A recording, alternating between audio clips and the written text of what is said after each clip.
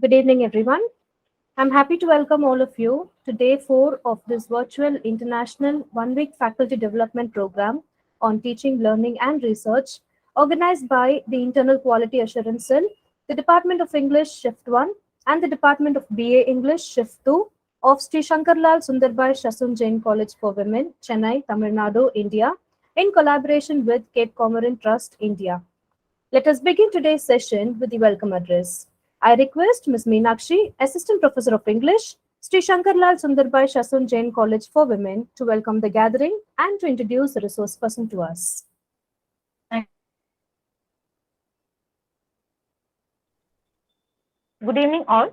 It gives me a great pleasure to welcome all of you on the occasion of the International Virtual 1 week Faculty Development Program on Teaching, Learning and Research organized by Internal Quality Assurance Cell and the Department of English, Shift 1 and 2 of Sri Shankarlal Sundarbai Shasun Jain College for Women, Tamil Nadu, in collaboration with Cape Comorin Trust, India. I thank each and every one of you for turning out in such great numbers. The level of interest shown by the number of registrations we received from you make us happy and pleased. I also feel immense pleasure in welcoming the speakers of the day, Dr. B. Spurti, Assistant Professor, Department of Humanity and Social Sciences, National Institute of Technology, Warangal, India, on the topic LCCD, the fourth step classroom teaching method. And I also welcome Mr. Von Eric Tander, International Motivational Popular Speaker, Alberta, Canada, on the topic, the concept of teaching and mentoring. It is my pleasure in welcoming Dr. R.S. Regin Silvis, President, Cape Comorin Trust, the Organizing Secretary, Dr. Shubhra Jamwal, Assistant Professor, Government College of Education, UT of Jammu and M. Tashmi, the coordinators, Dr. Shailaja Vasudeva, Professor, Department of Political Science, Shahid Captain Vikram Batra, Government Degree College, Himachal Pradesh, and Dr. J. Shobna Devi, Assistant Professor of English, Standard 5 of Rajaratnam College of Women, Sivakasi, Tamil Nadu, and the facilitators of the event on this occasion. It's my pleasure to welcome the program coordinators, head of departments, faculty members of Shasun Jain College and other colleges, academicians, research scholars, and other participants from across the nation and overseas who have joined us today in this knowledge sharing and gaining endeavor. To give an overview of day 3 of the 1 week FTP, we had Dr. Ali Said Al-Matari. He spoke on the topic integrating social and emotional learning competencies into teaching practices. He explained the need to enhance the students' management skills, self-awareness skills, social awareness skills, and also how to make them involved in responsible decision-making process. Now, moving on to today's session, let me introduce our first resource person, Dr. B. Spurti. Dr. B. Spurti is an Assistant Professor of English at Department of Humanities and Social Sciences, National Institute of Technology, Warangal. She has a PhD in English Language Education from the English and Foreign Language University, Hyderabad, and has several years of corporate training experience in improving operations through curriculum development and employee training, driving performances, improved and training logistics. She joined the Department of Humanities and Social Sciences at NIT Warangal as an Assistant Professor of English in April 2018. She teaches BTech and PhD courses here at NIT Warangal.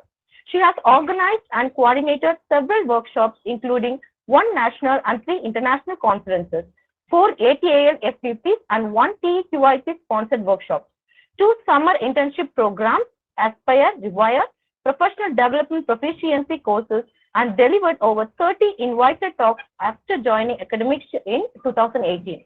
Prior to joining NIT Warangal, she worked as a learning and development manager with corporates like ADP, Noltus India Private Limited, Genpact NIIT, and HSBC. Currently, she is working on 2 funded projects: Artificially Intelligent Virtual Lab for Developing Employability Skills, funded by ICSSR under category Novel and Path-Breaking Major Research Project. Second, being an institute-funded virtual lab for improving English communicative skills. Her research and academic interests are in English language training, leveraging technology in language learning, social emotional learning, content and language integrated learning, and teacher education. We are happy to have such a phenomenal resource person with us today. We welcome you, ma'am. Thank you very much, Dr. Meena, for the elaborate welcome and introduction. Thank you so much for giving us an overview. I would like to take this opportunity to thank the organizing committee, the faculty, and the head of the Department of English at the college that is organizing this workshop. I take this opportunity to thank Sri Shankar Lal Surambai Session Jain College for Women and also Cape Cumbrican Trust for having me in the workshop today. Thank you very much. And I also welcome all the participants. I see about 76, 77 as we speak, joining us this evening. I hope all of you are doing well. If you're all with me and if you can hear me well, can I get a 1 in chat window, please? Number one, type number 1 in chat window, please. It is just to make sure that we're all on the same page. Ma'am, I think the chat window is actually disabled for the participants. Do you want the admin to give us access? If you could please. Yeah. Because we have 1 hour, and in this 1 hour, we will probably interact with the participants more often than not. So Sure, I sure, request ma'am. the admin to enable that, please. Thank you. All right. So I see a lot of you still joining in. So today, for the ones joining in from outside the country, it is 6 p.m. IST. And if we have participants joining from elsewhere, once the chat window is enabled, if you could please tell us where you're joining in from. If you're joining in from India, you can also tell us where you're joining in from today. I'm joining in from Hyderabad. Ideally, I was supposed to be in Warangal because I'm working there, but I'm on leave right now. Our vacation is getting over today. So our we had a winter break from 28th of December till the 8th of January, which is tomorrow. And starting 9th, day after tomorrow, starting Monday, we will have the new semester beginning. So do let us know. Is it enabled? Just a minute, ma'am. Admin, could you enable the It chat has window? not been enabled yet. All right. Okay. No problem. You can please, in the meantime, if you're comfortable, you can unmute your mic and tell us where you're joining in from. Please let us respect the speaker. Whoever is speaking, one person at a time, please. Yeah. So where all are we joining from today? I am Ishaq Ahmad Wani from Government Degree College, Tral, Kashmir. Very nice. Welcome. How about the others? Yeah, I'm Harun Ibrahim. I'm joining from Ghana, and I'm a medical practitioner. Very nice. What time is it there? It's 12:40 now in the afternoon. 12:40. All right. All right. Yeah. There is a reason behind me asking this question. Probably you'd get to know a little later. So how about others? Hello, ma'am. I'm Dr. Rajni Priya Hi. from Agachan Manmul Jain College, Chennai. Good evening. Hello. Thank you for joining us. Thank you, ma'am. Hello. Okay. How about this? I see that the chat window is not. Hey. Hi. Hello. Good afternoon, everyone. Good evening, everyone. I'm Laila Khalid from Government Degree College, Tral, Kashmir. Okay. Hello everyone, I'm Ella Verma from Delhi. Hello everyone, I Hi. am Lavanya Goswami from Assam. Hello. Hi. Hello. Yes. Good evening. Good evening, Dr. Bhagchand from Himachal Pradesh. Thank you for joining us. Okay, thank you, thank you. All right. Great. All right. So do we have others waiting to speak? Hi. Hello, good evening, ma'am. Hello, Good evening. I am Marifat from So where are you joining us from? Kashmir, GDC Larno, Anantnag. Very nice. Okay. Okay. Hello, good evening, ma'am. Good evening. I'm Zulu from Nagaland. Hi, Zulu. What's the time there now? I think almost the same time, right? Yes, same time, 6:10. All right. Same time. Yeah. Right. Nagaland is a beautiful place, I know, but it is up north. When does sun rise happen in Nagaland? When does the sun rise? In Assam, I know it is around It's winter now. 4:30 a.m. Okay. 5 winter. It rises around 5. Uh-huh. and sunset is around 5:30 Okay, nice, p.m. nice, very nice. I know it is extremely cold there. A friend just traveled there. Yes. Did you happen to meet Dr. Krantipriya on day one? Pardon? Dr. Krantipriya, one of the resource persons in the workshop who had delivered a session on day one, was in Nagaland probably last week, and she was telling me about the weather there. Great. So let's Yes. nice. So nice to know that all of you joining from different places, and I'm really happy to have such enthusiastic participants. And I hope the enthusiasm stays alive till the end of the session. And I request the admin again to please enable chat while we are proceeding with the session. All right. So I have a Excuse me, question for all of you. Yes. Ma'am, I spoke with the admin. They have some technical difficulty from their side. They couldn't turn it on, it seems, ma'am. Okay, let me see. All right. Okay, fair, no problem. In that case, I may have to ask the participants to unmute if they have to respond. Okay, no problem. Great. So very quickly, when did we all wake up in the morning today? You can unmute and speak, please. It's actually very chilled in Delhi, so I wake up around 7 a.m. 7 a.m. is still early for a winter. Yeah. How about others? For a winter morning, 7 a.m. is good. How about others? Yes, ma'am. Yeah. I I got wake up. up at 5 a.m. I wake Okay, up sir. at 5 a.m. Ghana time. All right. GMT. All right, Dr. Ibrahim. Yeah. Okay. Yes, sir. Yes, ma'am. I have got up at 4:10 a.m. in the morning. 4:10 in the morning. Okay. Yes. All right. How about others? Very quickly. Ma'am, this is Subha from Chennai. Yeah, got up by 6 a.m. in the morning. 6. Okay. Anybody after 8 a.m.? No. No. Okay. I did because I'm on vacation, therefore I could afford to get up a little early. But yeah, being in the teaching industry and being in academia, we probably cannot afford to wake up later than 6 p.m. or 7 maximum, right?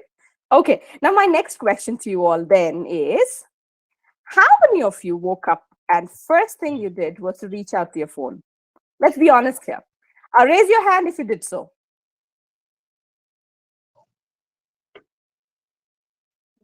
Okay, first thing that you did was reaching out to your phone, is it? Okay.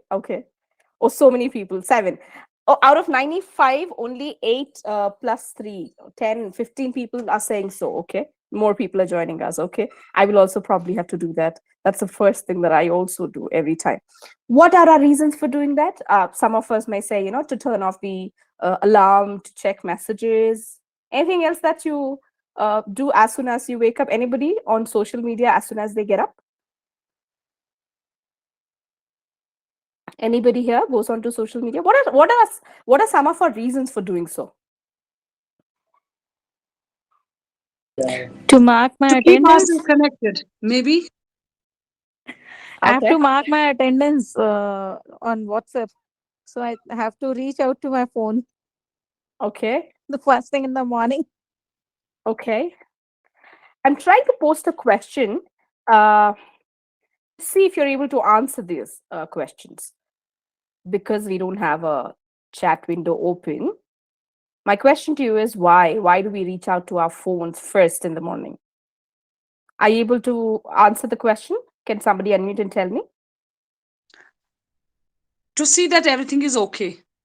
To see that everything is okay, to make sure that nothing is on fire, okay? All right. Any other reasons? Not to miss out any messages or any mails. Okay. To stay caught up, okay, fine. It is very close to alarm, ma'am. To switch off the alarm and go back to sleep again. All right. Okay. Anything else? The phone is very close to us. Yes, so you were trying to say something? Yeah, to be abreast with the latest news and trending news on the world. All right. local Whatever news happened. and the world news. Yes, Right. So yes, this is to yes. stay caught up. Yeah, basically. Yes, yes. Okay, okay. Then my follow-up question to you is why? How many of us even make sure that we have it on the bedpost, our phone, somewhere very close by that, we can reach out to if we want to in the middle of the night or first thing in the morning? Raise your hand if you actually deliberately keep it around you. How many of you keep it in a different room altogether? Keep your mobile phone in a different room. Do we have anybody at all? If yes, please unmute and tell us how you manage to do that. Anybody here? Yes. You do? Yes. You, Yes. all right. You do not take Yeah, your I do that. I don't allow the phone to be close to me. very nice. The Okay. phone, Okay. the phone will be in another room, and I will also be in my bedroom to sleep. Yes. That's probably something that we all need to learn from you, because most of us sometimes are so glued to the phone that we are absolutely fine if sometimes we are not able to find the TV remote, but the phone charger goes missing. That's it. We'll have our heart in our mouth. That's it. We'd go around the place running around like headless chicken from pillar to post, trying to find our mobile phone chargers and our mobile phones wherever they are. Okay, all right. So, does this happen in your classroom?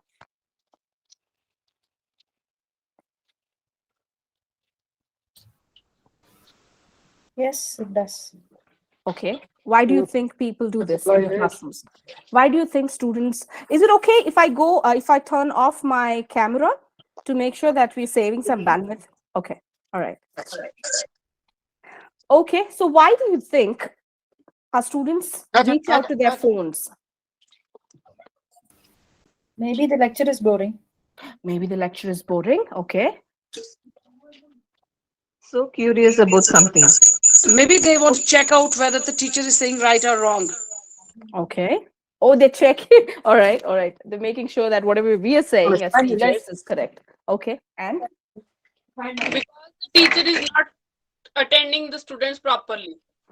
probably the teacher is not managing to keep their attention. Okay, okay. I feel like it's just been an addiction these days, just to use the phone if there's nothing, and we just, scroll it up and down, and that's it. So basically an addiction. Correct. It could be because of lack of, I'm sorry. Yes, Rajni ma'am. More of a habit, probably. More of a habit for us as well.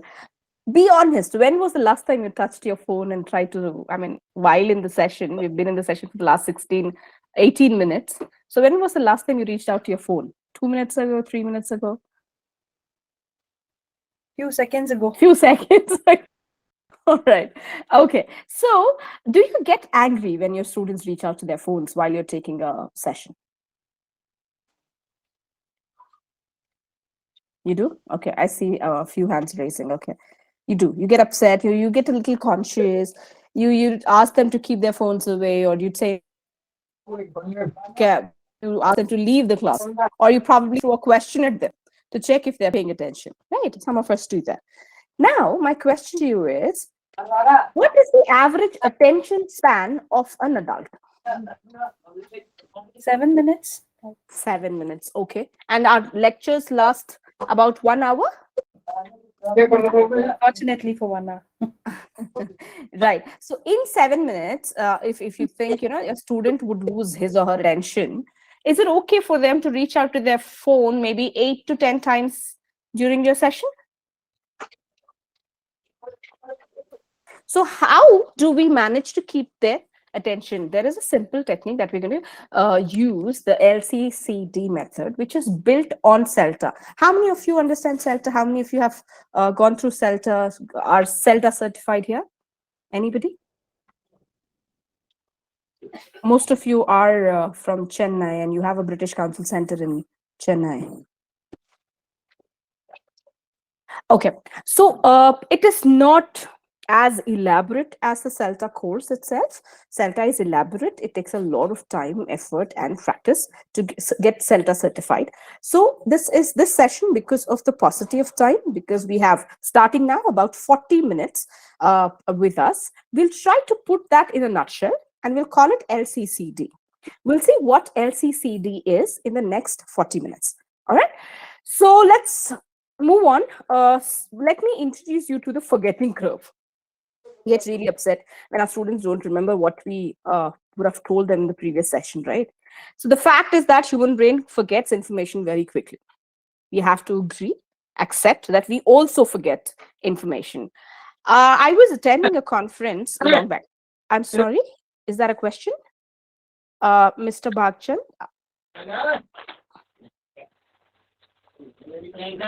Is that a question? Admin, can I request you to mute all the participants for a little bit, please? Thank you. All the participants are requested to please go on mute. All right, great. So now you can unmute and tell us. All of us have ATM cards, right? ATM slips. So we will go to the ATM machine. So there was this conference that I was attending in 2005 where there was a psychologist who was talking. And during our breaks, we met and he was like, our brain works like an ATM slip. I was like, what is an ATM slip? What is the connection?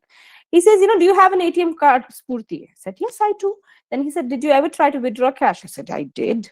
So do you usually take the slip after withdrawing cash? I said, yes, I do. Then he said, what happens if you take that slip and you really like the amount that is mentioned on the slip? It is probably the first of the month that you went to the ATM and got the slip, and then you are very happy with the number you see. So you fold it into half and you put it in the purse. Okay. And if you go and you keep it like that for, let's say, 3 months, and after 3 months, if you open your purse and try to take that slip out and see, what would you see? So the same question is to you all. What do you think would be there on the slip? Nothing in that. Empty slip. Yeah. Empty, right? Yeah. He said, our brain works like that, Spurti. I said, how? He says, whenever you meet a person, whenever you interact with a person, whenever you listen to something, whenever you learn a new thing, our brain goes and embosses something on our gray cells. Okay. And if you do not revisit that information often, if you do not reprint it often, it will send it to the recycle bin of the brain. And from there, it will delete it permanently. Did it ever happen to any of you that you know the person by the face, but then you're not able to recollect the name of the person? Did it ever happen to any of you? Yes, most of the times. It does, right?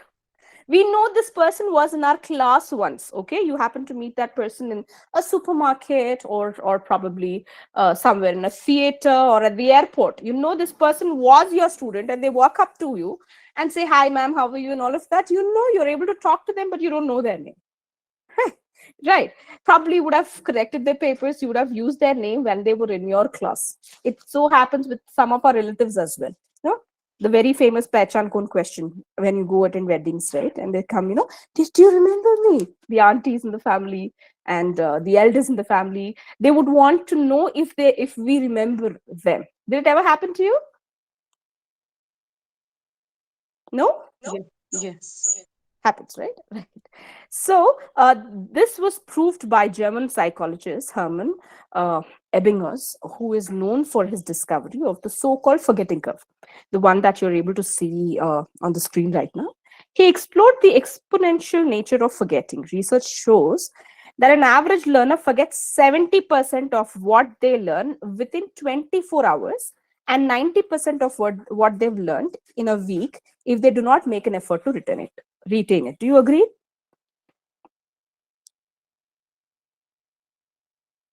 Yes, I agree. Right? So this is so common. Unless they practice, unless they try to make efforts to retain the information that they've learned in the class, the chances are very high they will forget 90% of the things. So whenever we go to a new class and ask them, students, what did we learn last week? They probably will be able to give us the title of the session maximum, and we're very lucky if they're able to give us more information. Now, how do we make sure that the retention increases, right? So there are other factors also that affect retention. We need to be aware of these and make sure that they are getting opportunities to retain the.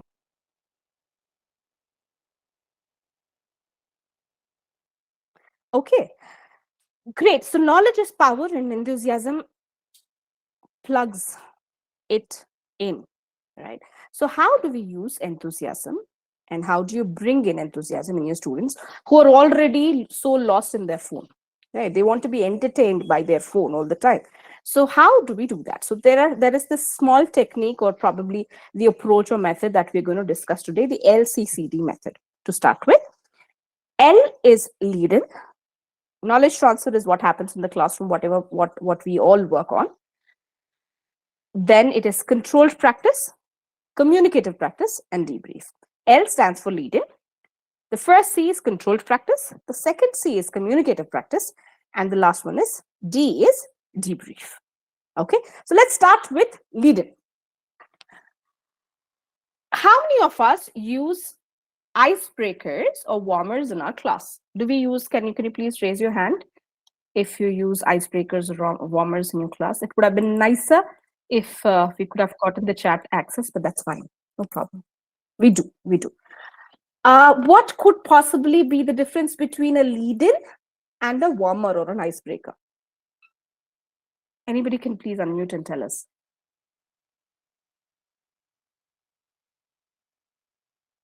I see about 121 participants here. Anybody would like to unmute and tell us? Maybe the teacher takes the initiative in the lead-in and icebreaker students are involved. To a certain extent, but then both icebreaker and warmer, both involve students, yeah. Yeah, probably introduces the topic of the day. Absolutely. A warmer or an icebreaker can be generic in nature, but a lead-in is specific to a topic, right? So, it sets the tone for the session. It lays the foundation strong for the lesson that you're going to start. A lead-in activity is basically designed to be a preface to all the activities that you carry out usually in a class.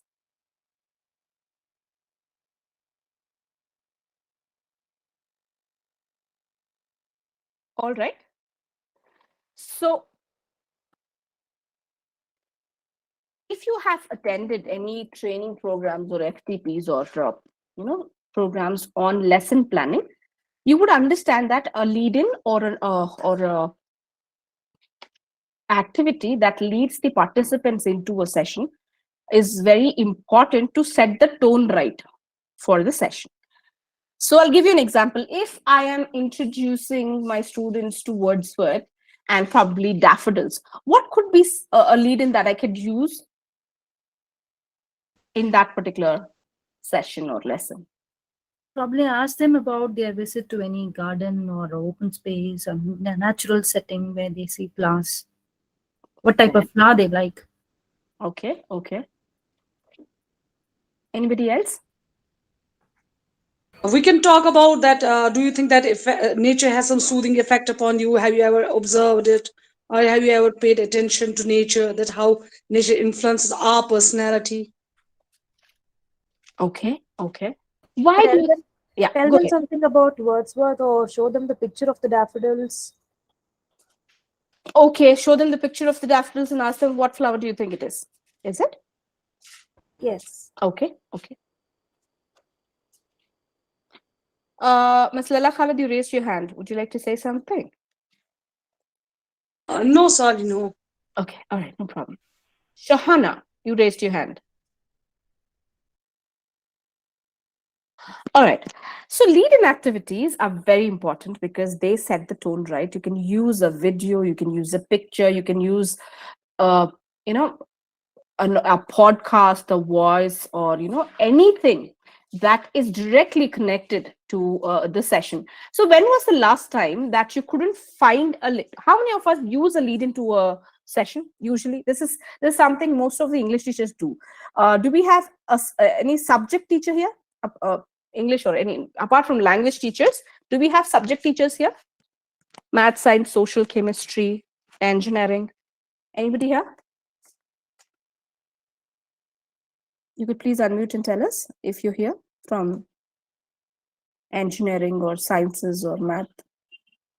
Nobody, all of us are English teachers. Okay. So when was the last time it was extremely difficult to find a lead-in?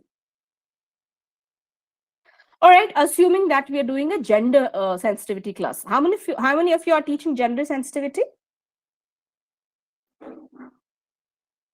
Anybody here teaches gender sensitivity? It's a mandatory course by as per NEP 2020 guidelines now. Actually, we have some emotional topics about emotional intelligence. Yeah, okay. And there we have to talk about it, that how one has to be very, what we can say, that we have to think before we speak. Because it's when we are in a gender sensitive society, we have to think about many aspects before saying something about some gender. Right. So what kind of a that way we do lead-in? it. Right. So what kind of a lead-in do you think we can use in a gender sensitivity class?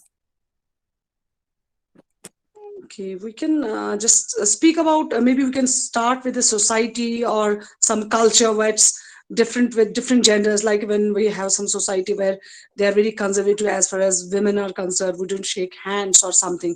And in some cultures, there are women who don't mind shaking hands with anybody. So we can start with that how we have to think before we shake hands or before we speak about something. So we can just start with that if you like to have a handshake with everybody, or you are choosy by shaking your hand with somebody. So we can start with like that. Okay. Okay. How about others? For educational institution, we can ask them to sit together, make them sit together. Okay. Okay. I will show our home as an example. Okay. I generally start Hello, with ma'am. advertisements. The advertisements that they, am I audible? Yes, yes, ma'am, you're. Yeah. The advertisements that they see on TV. I generally ask them about an ad and what was their opinion about it.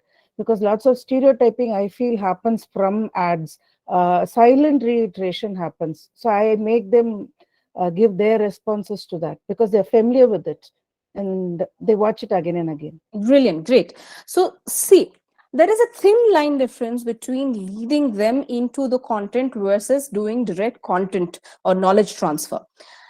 Most of us, as the challenge comes or is with us understanding the difference between KT, knowledge transfer, and lead-in. Unless we set the tone right with our lead-in and unless we involve our students in the process, they will not be willing to or will not be traveling along with us to the KT stage or the knowledge transfer stage.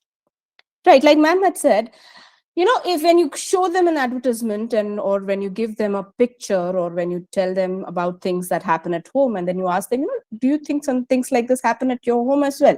Who is the first person to open the door when somebody knocks or bells or rings the bell?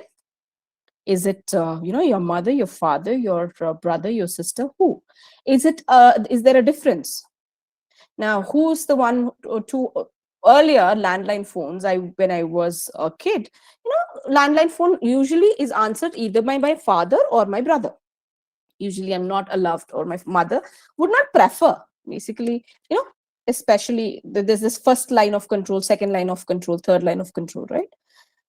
So in advertisements as well, there are a lot of things said which are not said obviously, but then like ma'am had mentioned, there are a lot of things that happen in the society which we probably overlook, right? When you give them a task as such, they will probably bring in new cases as well, which we probably are not as much aware of, right? A lead-in activity will make sure that your students, at least for a little while, set their phone aside, or if they are using the phone, you can ask them to use their phone and then you can ask them to say, try to find me an advertisement that is gender neutral, that gives equal importance to women and men. Or you can start off with gender neutral words. If most of you us are English teachers, there are many words that are not gender neutral. For example, can you give me some? I can give you chairman, human, for that matter. Could somebody give me some more words that are not gender neutral and then we are okay with it? We can say people. Right. So some more words that are not gender neutral, Ma'am, air hostess. I Air don't think we hostess. have the other one. It is assumed air hostess are all, a Women. nurse. Yeah, it's women. Others? Businessman. Businessman. Yeah, businesswoman, business. Yeah, it's biased. Yeah. Anything else?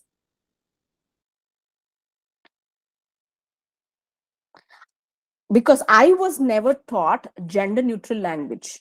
I was taught in English language from childhood. I went to an English medium school, college, and I did my PhD in English. But then this concept has never, been taught at all. Gender neutral language, gender neutral words do exist, but people do prefer gender biased terminology, and they're more popular. Right. So this came to me when I was talking about gender related issues from in the classroom within students, and they brought up this topic and they said, ma'am, while you're teaching us English and gender and other stuff, research writing, why do we have words only specific to men? Why don't we have the feminine words for this? I said, why use male or female words? Why can't we use gender neutral words? And that is when they came up with words, alternatives, which were gender neutral. Okay, so let's move a little away from gender studies and let's get back to lead-in activities. So these activities could be quick role plays, quick games. It could be a pre-teaching grammar structure if you're an English teacher that you could give them beforehand. It could be a phrase. It could be an abstract if you're teaching them research writing. Anything that will lead them into the content or the subject matter that you're trying to teach. Okay. We use freshers as well. Word freshers. Word freshers. Can you elaborate, please, ma'am? What do we mean by We don't freshers? say that male or female. We say that first term students, or we can say they are first semester students or freshers, not female or male students. So we simply say freshers. True. All right, so examples of lead-in. So before reading a text, you could choose some key vocabulary from the text and you can give them. Or before reading, you can write some questions about the text and ask students to answer. Or you can write a model sentence on the board and ask the students to translate. You can, if you're teaching them phrasal verbs or idioms, you can ask them to give you some, idioms and phrasal verbs that they use in their own language, the first language, and then try to find an alternative to those in English, right? If there is one similar to the one that they had mentioned. Can you give me an idiom or a phrasal verb, or let's stick to idiom for that matter. Any idiom that you use in your local language that's also there in English?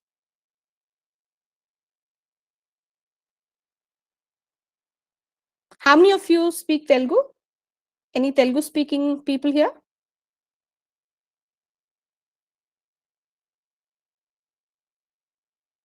No? Okay. Any Hindi speaking participants here? No? Muhavra, that has an English equivalent, an idiom.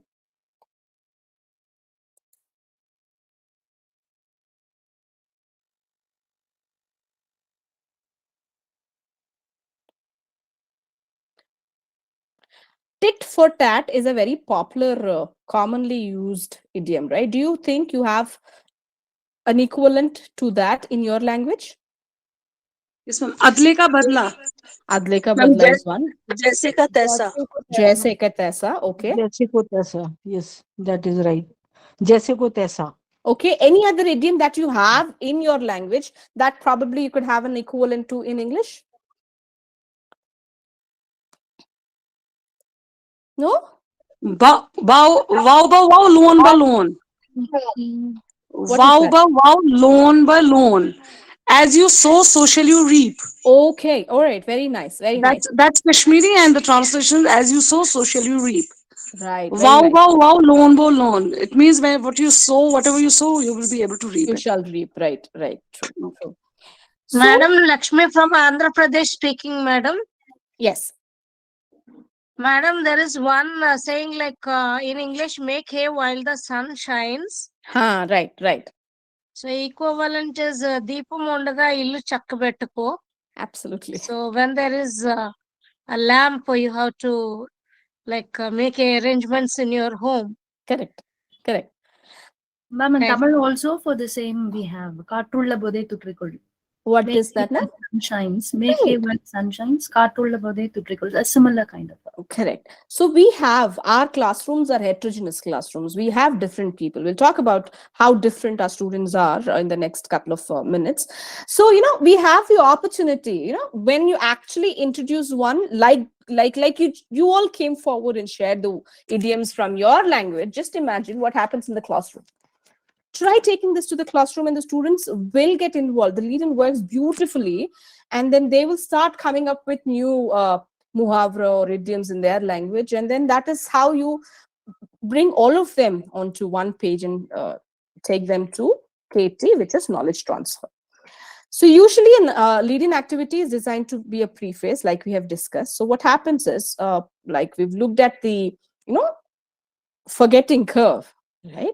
Unless we give them opportunities, unless we give them practice sessions, or personal learning system, it is called, give them an opportunity to learn personally from their own prior knowledge, the chances are very high that the retention of the subject matter that you taught is very low. They, like we discussed, it will be forgotten to up to 90% when they come back to the class next week.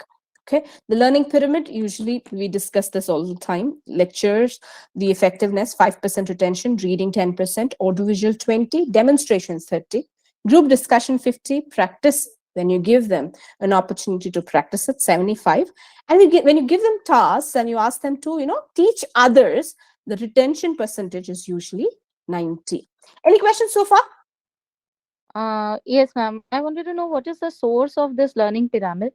I'll share the PPT with the entire thing. It is from the same, the references are on this page. So I'll share the PPT with the admin and you can please take it from there. Okay, thank you, ma'am. You're welcome. By the way, the references are on this page in case you'd want to refer to it later on. Great. So when you go to, how many of you like traveling? You can raise your hand again. We have about 15 minutes left. Okay, most of us. So when you go to a different place, what are some things that you'd want in a hotel room? What are some things that you make sure that you have in a hotel room before booking it? It should be comfortable and all the facilities, at least basic facilities should be there. Like? Air conditioned. Like water, supply, okay. clean, well ventilated room. Okay. Okay. Sanity, hygiene. Okay. Ventilation. And maybe Wi-Fi connection so that we can attend such conferences and everything. While traveling as well. Okay. All right. Anything else? Window view. Okay. View from the hotel room. Okay. Anything else? Constant electricity. Electricity. Okay. Yes, and then the square meter of the room should be very spacious for you to move around. Size of the room, right? So most of us have the same demands. Do we have anything else? Now, can we say the same thing? So most of us sleep the same way. We need a comfortable bed. We need a well-ventilated room. We need AC. We need, access to nearby places when we are traveling, and size of the room. Can we say the same when it comes to a menu? When you're going to a restaurant, what kind of a restaurant would you prefer? What do you want? What kind of a menu would you prefer? Where you will get the food that you would like to eat. Like I would like to have Kashmiri food, or maybe I would like to taste some at least, but that I can eat. Okay. Okay. How about others? I could rather go for either Punjabi or out and out South Indian. How about others? Okay, I would prefer a restaurant that serves a continental dish or dishes. Continental. Okay, we got Kashmiri, we got Punjabi, we got continental, and we got South Indian. Anybody else? Anything else? Multi-cuisine. Multi-cuisine, okay. Simple dal roti. Okay, basic dal roti, but roti is mandatory. You cannot probably Mandatory, find it. yes. Yeah, okay. All right, okay. Others? How about others? We have 135 of you here. And we got about 5 things. Pure non-vegetarian. Okay. All Or right. maybe any speciality of that area. Specific to that local, region. yeah. Makes sense. If I'm in Goa, why would I want to go to an Udupi restaurant? Yeah, makes sense. Okay. Anything else? Now you would understand that out of the 135, about 7 or 8 of us responded, and we realized that people eat in different ways. Probably we sleep the same way, but then we eat in different ways. I have a question for you. Clockwise or anti-clockwise? Which direction is the lady going? Anti-clockwise. Anti-clockwise. All of you anti-clockwise only? Anybody Yes. sees clockwise? She Yes, stopped rotating. anti-clockwise. Yeah. I'm sorry? Anybody clockwise, anti-clockwise? Anti-clockwise. Clockwise. This seems to anti-clockwise. Clockwise. Oh, what? Some of you are saying anti-clockwise, Clockwise. some of you are saying anti-clockwise. How? How come? It is the same image. It's a GIF. How come some of you are saying anti-clockwise and some of you are saying clockwise? No, it's an illusion. It's an illusion. Okay, then let's look at another illusion then. What color is this dress? Brown and white. Brown and white. Brown and white, okay.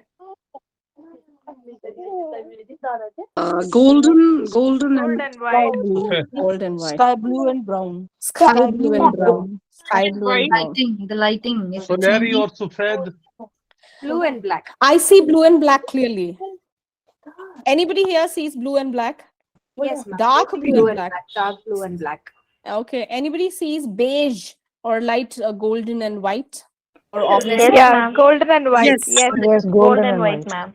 It has Gold got and white. nothing to do with the lighting or the contrast of the image. It's they say so. I'm not vouching for it. If you actually go to the internet and look for, not now, please, a little later, probably the session will get over another 15 minutes. And then during your break time before the next session begins, you could try and find that out. They do say that, if your left brain is dominant, you would see a certain set of colors. And if your right brain is dominant, and if you're creative, you'd see a certain set of colors. So apparently, the ones who see blue and black are more creative, and the ones who see beige and white are more logical. They say so. I'm not watching for it.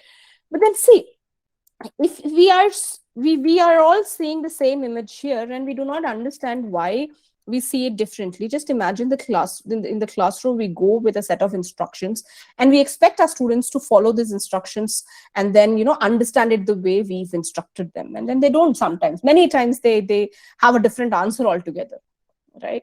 And then we are like, we taught them so well, we've prepared so well, and then we gave them clear instructions. Still, they couldn't follow the instructions. How many of you have a white paper with you? I just need 3 volunteers. Can 3 people volunteer, please? I see Miss Meena S. Do you want to be one of the volunteers? You raised your hand. Okay, Mohan Priya wants to be a volunteer. Okay, one more person, please. If I can have one more volunteer, please. Okay. Iktidar Hussain, sir, do you also want to be a volunteer? Right? Okay, great. Yes. So For if you what could, purpose? we're going to do a small experiment now. If you have a tissue or a white paper or a paper from a notebook, it's absolutely fine. You just need to follow the instructions. I have a tissue in front of me. I'll try to get a white paper as well, if I could. If the volunteers, the 3 volunteers, Dr. Meena. Yes, ma'am. If you could get a white paper, please. Yes, ma'am, we have got. Okay, great. Yeah. Let's give it I to a am minute. finding white paper. Okay. Okay.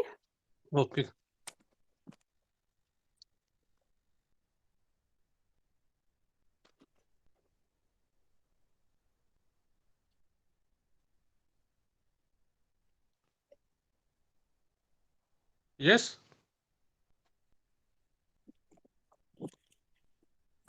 It's okay if you do not have a white paper with you. It's absolutely fine if you have a paper that has got something scribbled on it like me. I'm going to show you my paper just a minute. I hope you're able to see. This is the paper I have. Okay. This is taking the background. Okay. All right. It's absolutely fine. Okay. I'm going to turn off my camera and I'm going to ask you to follow my instructions. Okay. Just follow my instructions. Okay. The first instruction is fold the paper into 2 equal halves. The others can also do that, please. If you are willing to, interested to do so, please. Now fold the paper into another 2 equal halves. Second instruction. The third instruction, again, 2 equal halves. Fourth instruction, tear it at the bottom right corner. Bottom right corner.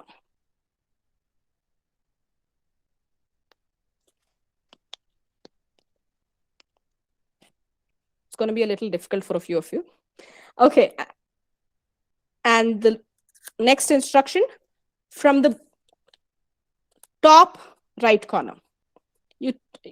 From the top right corner now.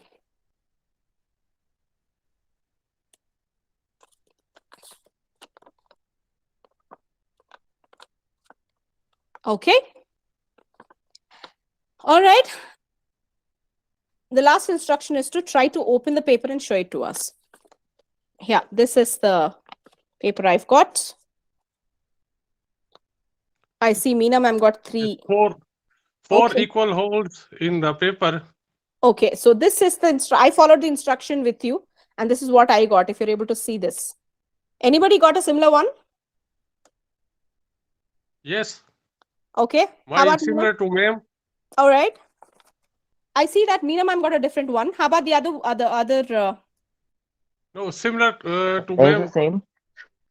All right. So why do we think Meena ma'am? Okay, no, Subhash sir got a little different. Okay, Subhash Ray sir got a I little got a different. different one too. Which one is that, ma'am? Can you please show it to us? Yeah, Okay, I you got got, it. yeah, you got a different one too. Why it is the same instructions? Why do you think we got different products? Same set of instructions, all of us followed the same white paper. I'm sorry? Game slow आ रही है. Why do we think we've so this usually in the interview as well, our students complain saying, ma'am, I answered all the questions, but then they didn't select me. They selected the student that they liked. It's all partiality, ma'am. And some of the students, bhai, you are the favorite student of the teacher. Therefore, you always get an A grade. Yeah. Hussein sir, can you please turn the mic off? Yeah, thank you. Right, they do say that, right? So same instructions, but different product. This happens because of perception. We perceive things differently, right? So when we go to the class, we have a set of instructions in our mind that we think we are giving to the students, and the students are, we assume that the students are getting it right. But the product is different. What they write in the exam has got nothing to do with what we imagined. So we get upset because we do not give scope for perception. What takes care of this is the next set, which is controlled practice and communicative practice. These are the next 2 steps, and we have about 7 minutes right now. So very quickly to tell you what controlled practice is. Controlled practice gives us as teachers control over what and how the student is supposed to receive the information. You clearly tell them in the controlled practice as to how you would want the student to fold the paper. I would say, tell them, fold the paper into 2 equal halves like this, and not like this, vertically and not horizontally. So controlled practice limits or gives insight into your students' process. So basically, when you include a controlled practice into your lesson, you get access to how the student is perceiving or receiving or processing the information that you're trying to give them through your KT. All right. So controlled practice is used to describe exercises that are designed to reinforce a specific learning point. It clearly, if you are teaching, let's say, idioms, like we just said, the lead-in was give me your the idioms that you use in your local language, right? Then in your controlled practice, you don't want them to literally translate things. MTI is another concern, right? So what you do is you give them a list of idioms in English language, or you probably give them a certain area. You tell them, find me idioms of body parts. Find me idioms of, money. Money speaks, right? It's one of the idioms.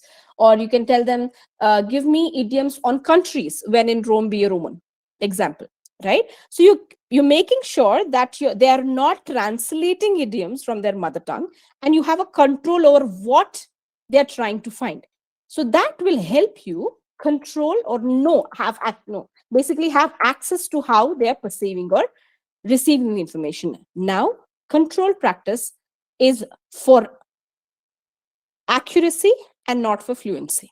There is a difference. In CELTA, it is called control practice, but the fluency, the communicative practice is called freer practice, right? So remember, it is the accuracy that is important in control practice and not the fluency. Fluency can be built through communicative practice.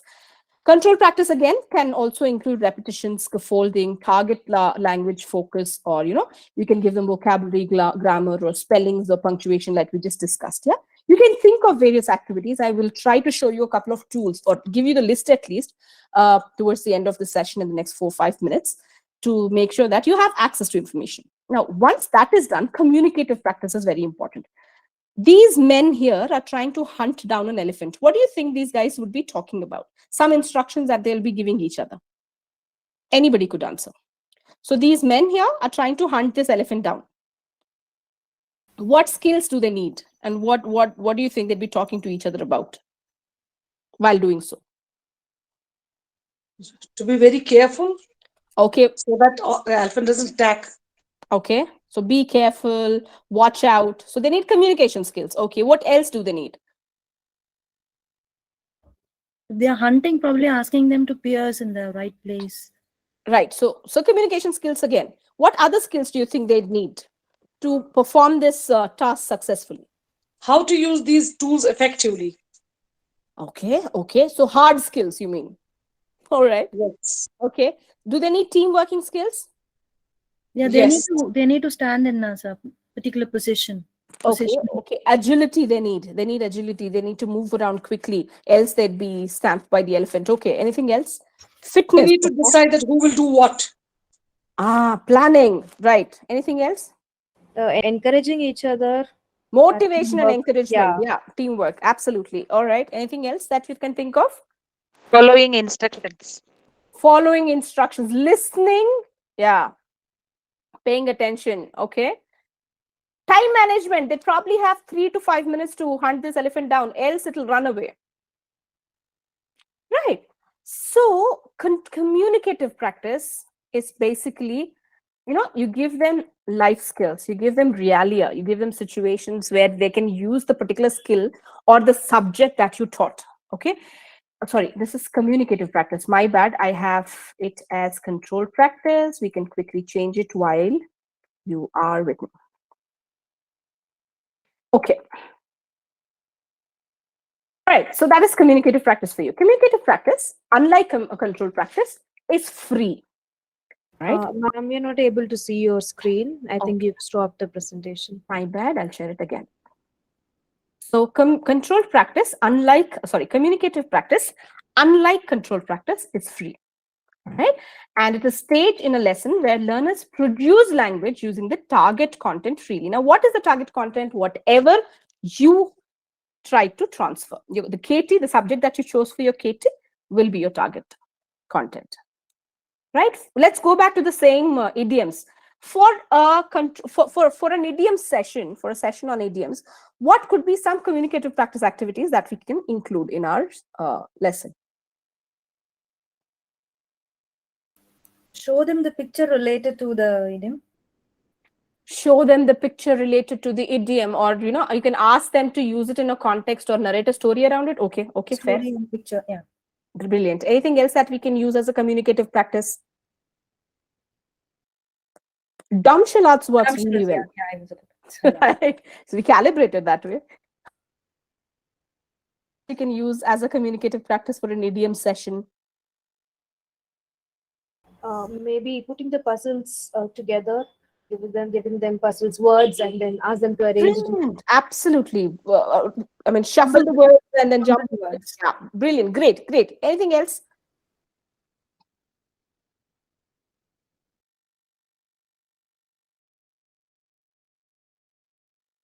Anything else? Any song that is related to it, which can connect to that. Absolutely. Any story, any song. Yeah. And more than anything else, these kids will be very interested. They'll be willing to share their stories. Our kids, we are storytellers. Our students are storytellers. Ask them to tell them, I mean, can they relate to this? Did it ever happen to them in their life? Right? This works well with myths as well.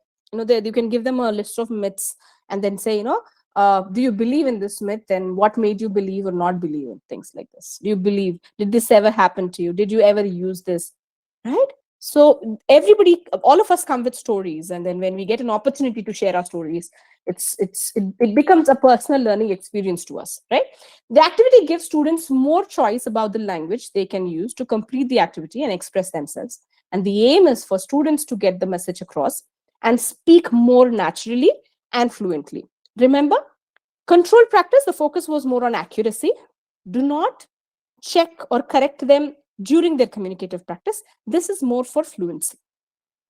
This allows them to get out of their, cocoons and then be comfortable talking. Right? So I am running, short of time, I guess. We overshot by a minute already. Organizers, is it okay if I take another 5 minutes? Yes, Something, sir? Great, thank you. So error correction is often delayed as we do not want to keep interrupting the students. Please remember, the focus of this step is fluency. All right, so to sum everything up, I have a little story again. So do you see these two ladies here? Yes. In the image, yeah. So they are like our mothers, my mother and many of our mothers, when when they meet their aunties, what is the first thing that they would talk about? Our mothers talk to their neighbors or friends is us. The first thing that the auntie would be interested to know is about us. What are your kids doing? Where are they living? Which job are they doing? Right? When are they getting married? If if they got married, when are they having children? If they have children, when are their children getting married? Right? What are they starting? Which school are they going to? So these two ladies are also talking about their kids. Okay. So the first lady is talking about this son who is into hunting. She's like very proud and happy that, my son is getting trained. This is from Stone Age. So these ladies are also from that time. They're saying, I'm very proud of my son. He's very skilled. He is able to get trained. He hunted an elephant today, and tomorrow he's going to hunt a tiger. He's such a, hardworking child. So the other lady is upset. I know, I'm very upset. Do you see this lady putting her head down? Yes, no? One of the ladies? Yeah. Yes. The lady is like, I'm so upset with my son. He's like, what happened? The aunties, as usual, get curious the moment they say they're upset with the son. So it's like, yeah, what happened? Why are you so upset with the son? That, my son is absolutely useless. I don't know what he does. This is the son I have. He doesn't go for hunting. Instead, he goes into the caves. He doesn't hunt any animal, but then he draws these pictures. He carves. He makes those carvings inside the cave. I think he's a little twisted. He makes those images and then carves all those action sequences saying, this is how an elephant is hunted. These are the tools that we're using. And he's absolutely useless. He can do that in the cave, but he cannot go hunting. So I'm totally disappointed with my child. So according to these two ladies, which son is the hardworking and the good one? The hunter. The hunter, okay. According to you today, which son was more useful for the society? The second one that you described, ma'am. Yeah. To do carving is much more difficult than to go we know about their age and the tools I that think they both. Both? Okay. Yeah, both are the pillar of the society. talented. Yeah, right. If correct, if this guy wouldn't have gone hunting or trying to find food, this guy wouldn't have had the second one wouldn't have had the energy to go and do the carving. Right? Likewise, we'll have all kinds of students. There will be students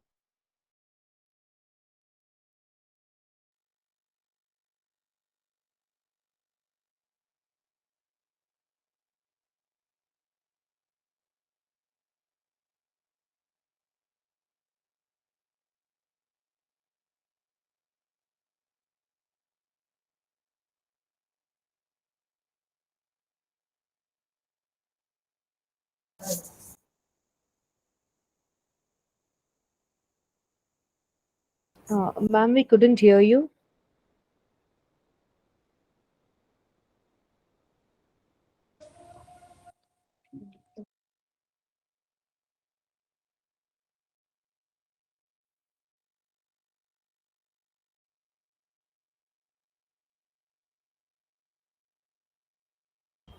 Hello, ma'am, we couldn't hear you.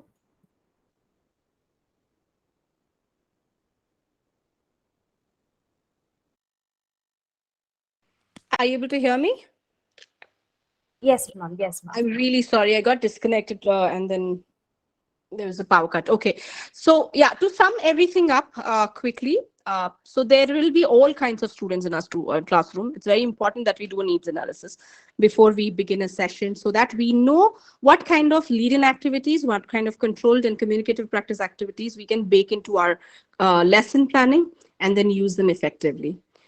I'm really sorry I'm not able to share my screen, but then you can always take the details from the organizers. I'm going to share the PPT with them. Do you have any questions for me? I think I overshot by 6 minutes already. With that, I would like to close the session. If you have any questions, you probably can take 1 or 2 questions now. Excuse me, ma'am. Ma'am, when Yes. you said that we can use Kashmiri or some other medium to teach them phrases or something. Right. But what about that when we talk about in English class that you're only supposed to speak English so that students will pick up on English language? So what Right. about that? No, agree or not, we have heterogeneous classrooms. You know, when I was again attending this conference and this professor says, if you put the same, if the animals, all the animals of the forest are the same, then it is no longer called a forest.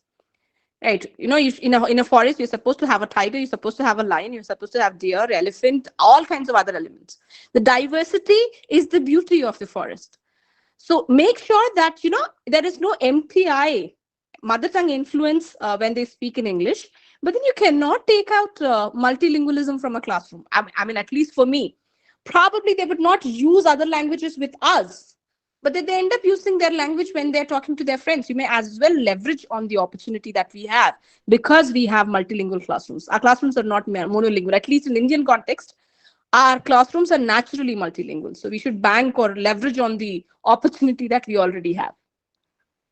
Again, it's okay that things get clear when we use our mother tongue. They get more clear to them. But at the same time, when we talk about as language teachers, particularly English language, we say that we are supposed to. And that time, I feel that maybe it sometimes hampers the teaching of English language. Each one for one, ma'am. I'm not talking about grammar translation method here. But then if we have this opportunity where we can connect to our students through their language, nothing like it. If we have this opportunity where we are asking them to, if we are trying to give them reasons to not literally translate from their language, and then you can tell instead of saying that, we have an alternative to this particular thing in English already, so you don't have to reinvent the wheel, they'll also understand it. It takes a little bit of practice. It takes a lot of trust between teachers and students and students and students between themselves as well. But then once you get that, once you get to that stage, multilingualism in the classroom is actually an advantage to an English teacher. At least that I can say from my experience, having taught both in the corporate and in academia. Yes, ma'am, I agree with you in that context. I also feel the same. Thank you, ma'am. Pleasure as well. Thank you. All right, then. Thank you very much. Again, I would like to take the opportunity to thank the organizers for this opportunity and look forward to meeting you all sometime and welcoming you to NIT Warangal sometime. Good luck to all of you. Thank you for the wonderful session, ma'am. Excellent interactive session. Thank you. Pleasure as well. Thank you so much. Thank you, ma'am. I take this opportunity to thank our resource person, Dr. Spurti, for introducing us to LCCD. The session began with an interesting question: when did we wake up this morning? It was followed by a few more questions, which were actually food for a thought. Moving on to LCCD, ma'am, the topic is actually new to most of us, but your explanation made it easier for us to understand the topic clearly. You instilled in us that sense of enthusiasm by taking us through colorful pictures and keeping us interactive throughout the session. I personally liked the paper activity, which threw light on the differences in our perceptions. Thank you so much, ma'am, for such an interesting and thought-provoking session. Thank you. Thank you for the opportunity. Good luck for the other sessions in the workshop. All the best, team. Yes, ma'am.